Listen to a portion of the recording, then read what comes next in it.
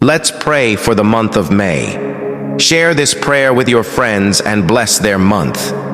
Dear God, as we enter the month of May, we come before you with hearts full of expectation and gratitude. We declare that this is not just another month. This is a month of divine alignment, fresh vision, and renewed purpose. Your word in Isaiah 43:19 reminds us, "See, I am doing a new thing. Now it springs up. Do you not perceive it?" Lord, open our eyes to the new things you are doing in our lives.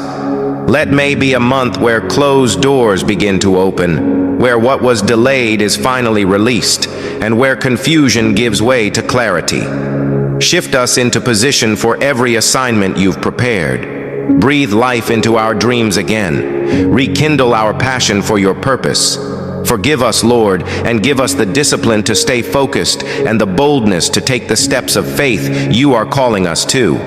Bless our work, our homes, our health, and our relationships. May we carry peace into every space we enter and reflect your love through every action we take. We release the past, we embrace the now, and we trust you fully with what's ahead.